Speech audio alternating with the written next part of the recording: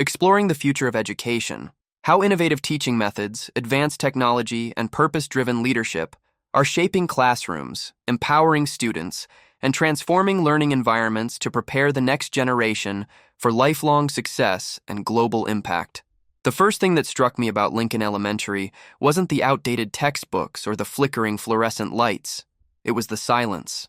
Walking through the hallways on my first day as principal, I heard the kind of institutional quiet that comes from children sitting in rows, filling out worksheets, and learning to see education as something that happens to them rather than something they actively create. It was September 2019, and I'd just left a comfortable position at a suburban school to take on what the district superintendent had diplomatically called a challenging opportunity. Lincoln Elementary served a diverse urban community where 78% of students qualified for free lunch. Test scores had been declining for 5 years, and teacher turnover was approaching 40% annually. "Why would you want to come here?" my predecessor had asked during our transition meeting. "You could work anywhere. This place is a sinking ship." But I didn't see a sinking ship. I saw 450 students whose potential was being squandered by an educational system that had been designed for a different era, and teachers who'd been asked to deliver 21st century learning with 20th century methods and 19th century mindsets. I saw an opportunity to prove that innovation in education wasn't about having the newest technology or the wealthiest families. It was about having the courage to reimagine what learning could look like when students, teachers, and communities worked together toward shared goals. My first week, I spent most of my time observing classrooms. What I found was heartbreaking and all too familiar. Teachers delivering scripted lessons to passive students, learning measured by standardized assessments that captured only the narrowest slice of human intelligence, and a pervasive sense that education was preparation for tests rather than preparation for life. In Mrs. Rodriguez's third-grade classroom, I watched 28 children silently complete math worksheets while she graded papers at her desk. When I asked one student what they were learning, she looked confused. "We're doing math," she said uncertainly. "What kind of math? What problem are you solving?" "I don't know. We're just supposed to finish page 17. In Mr. Thompson's 5th grade social studies class, students were reading aloud from a textbook about the American Revolution while the teacher followed along in his own copy. When I asked if they had any questions about what they were reading, hands remained down. "Do you find this interesting?" I whispered to a boy in the back row. He shrugged. "Not really, but we'll be tested on it Friday." These weren't bad teachers. They were dedicated professionals working within a system that had stripped learning of joy, creativity, and relevance.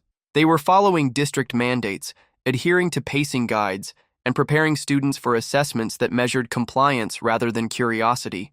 But scattered throughout Lincoln, I also found glimpses of what was possible. In Ms. Park's 2nd grade classroom, students were working in small groups to design solutions for a problem they'd identified in their own neighborhood: the lack of safe places for children to play. They were measuring spaces, interviewing community members, drawing blueprints, and learning math, science, writing, and social studies through authentic problem solving. "How did you come up with this project?" I asked Ms. Park. "The kids kept talking about having nowhere to play after school," she said. "Instead of telling them to focus on our curriculum, I realized their concern was the curriculum. Everything we need to teach can be learned through helping them address real problems they care about." In Mr. Williams's 4th grade classroom, students were creating podcasts about local history, interviewing elderly community members, and researching primary sources. They were learning technology skills, developing communication abilities, and discovering that their neighborhood had stories worth telling. "My grandmother told me things about this place I never knew," one student explained as she edited audio on a laptop. "Did you know there used to be a jazz club right where the grocery store is now?" These teachers weren't following a prescribed program or implementing district mandates. They were responding to their students' interests and needs while ensuring that learning remained rigorous and purposeful. After a month of observations, I called a faculty meeting to share what I'd seen and propose a different direction for Lincoln Elementary. "I want to ask you a question," I began, addressing the 60 teachers gathered in our aging cafeteria. "When you became educators, what did you hope to accomplish?" Hands went up slowly. Teachers talked about inspiring curiosity, helping children discover their strengths, preparing students for futures we couldn't yet imagine, making learning joyful and relevant. "Now let me ask another question. How much of your current teaching aligns with those original hopes?" The silence was telling. "Here's what I've observed," I continued. "We have brilliant, dedicated teachers delivering education that none of us actually believe in. We have curious, capable students learning to see themselves as passive recipients of information rather than active creators of knowledge. And we have a community full of resources and expertise that we're not connecting to classroom learning. I outlined my vision for transforming Lincoln into what I called a community learning laboratory, a place where students engaged in authentic problem solving, where technology amplified rather than replaced human connection, and where learning was driven by student questions and community needs rather than standardized curricula. "This sounds wonderful in theory," said Mrs. Patterson, a veteran teacher, "but we still have to meet state standards.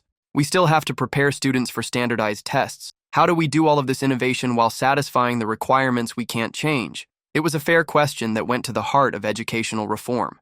How do you innovate within existing constraints? "We're going to prove that students learn standards better when they're engaged in meaningful work," I said, "and we're going to document everything so we can show other schools how it's done."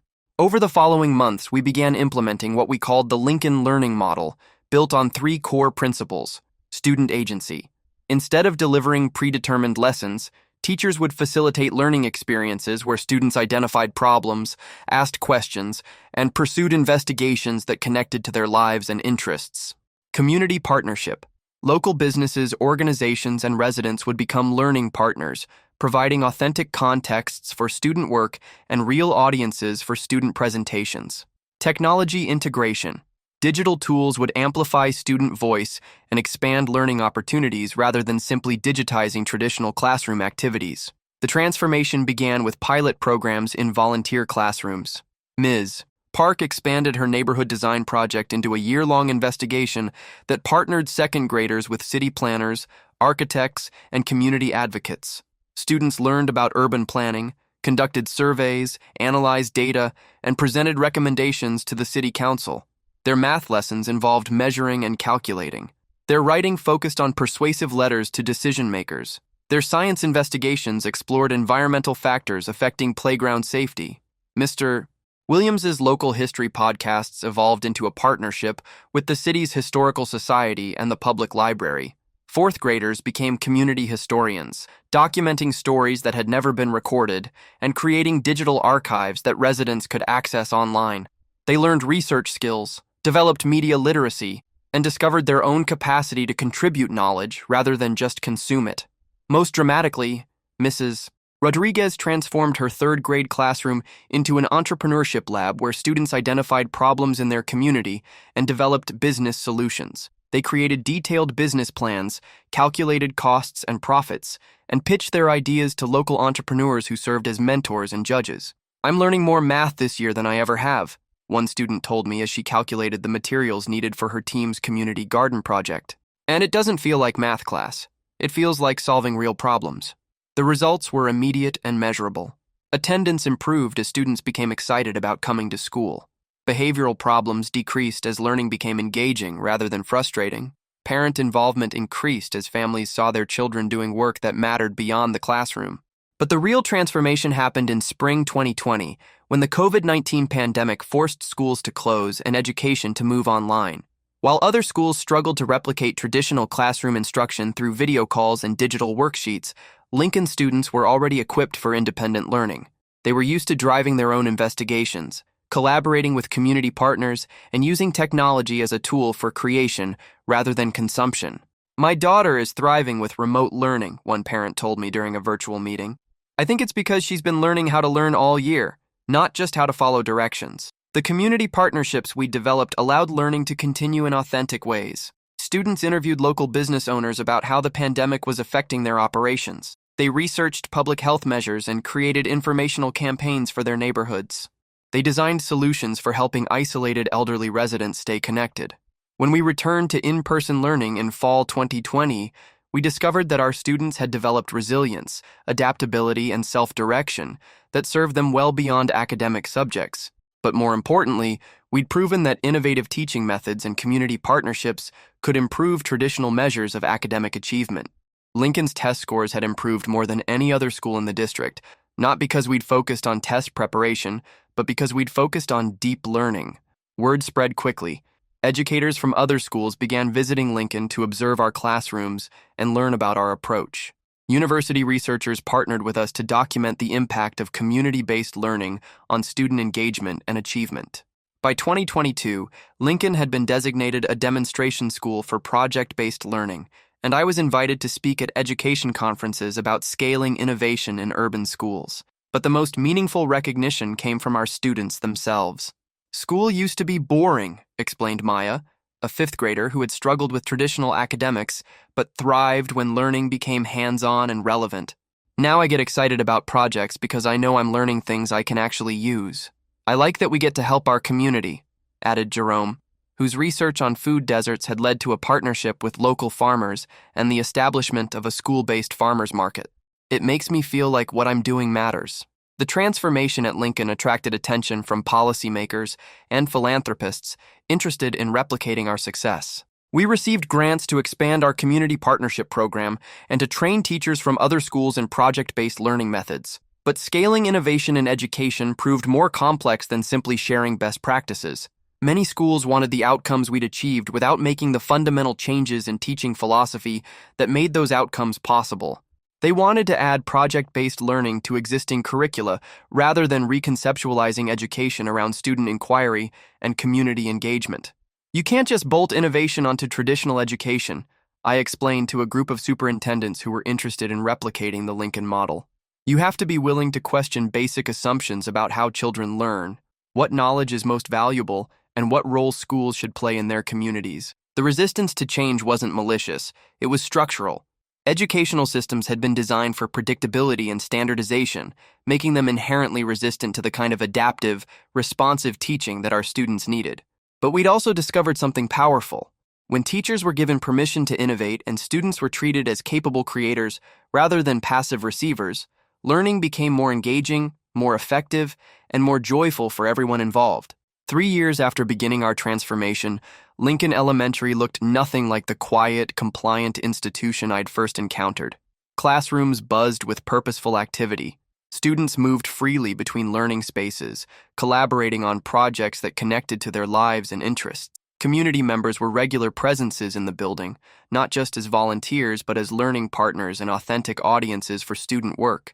The hallways displayed student work that went far beyond traditional assignments: business plans for solving neighborhood problems, research reports that had influenced local policy decisions, artistic creations that celebrated community history and culture.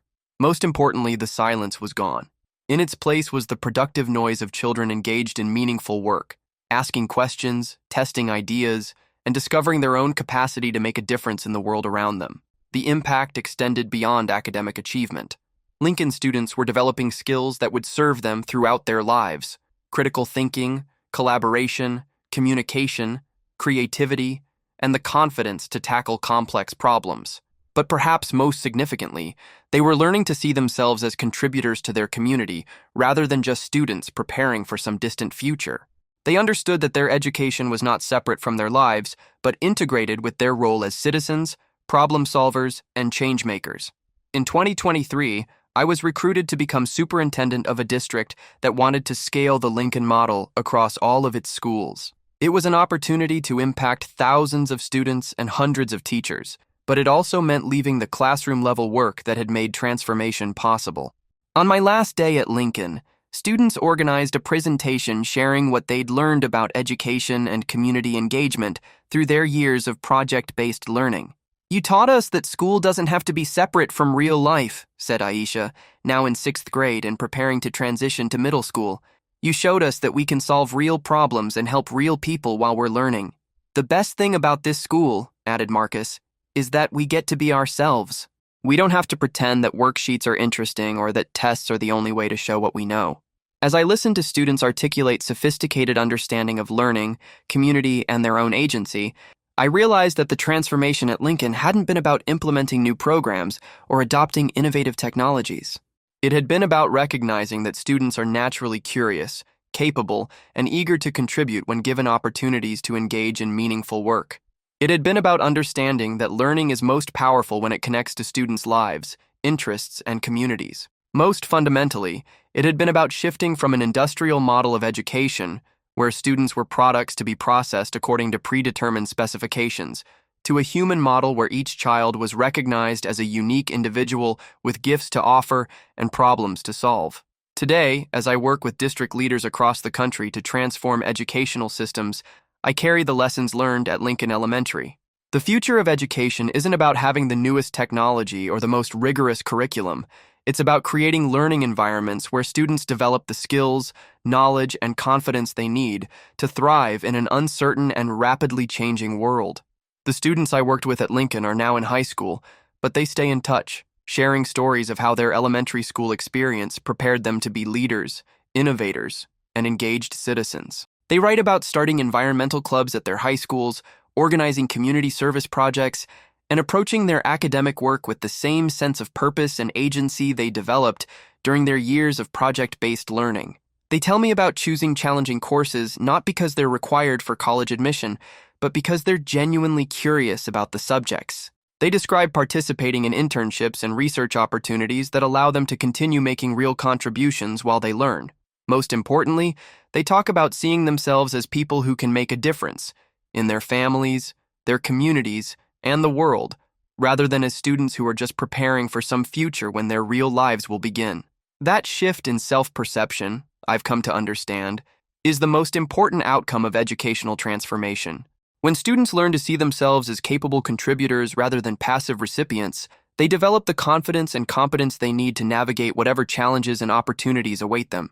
The classroom revolution that began at Lincoln Elementary continues to spread as more educators recognize that innovative teaching methods, purposeful technology integration, and community partnerships can create learning environments that prepare students not just for tests, but for life. It's a revolution built on the simple but profound recognition that every child deserves an education that honors their curiosity, develops their strengths, and prepares them to contribute to a world that needs their unique gifts and perspectives. The future of education is being written every day in classrooms where teachers have the courage to put students at the center of learning, where technology amplifies rather than replaces human connection, and where education is understood as preparation for lifelong contribution rather than temporary compliance.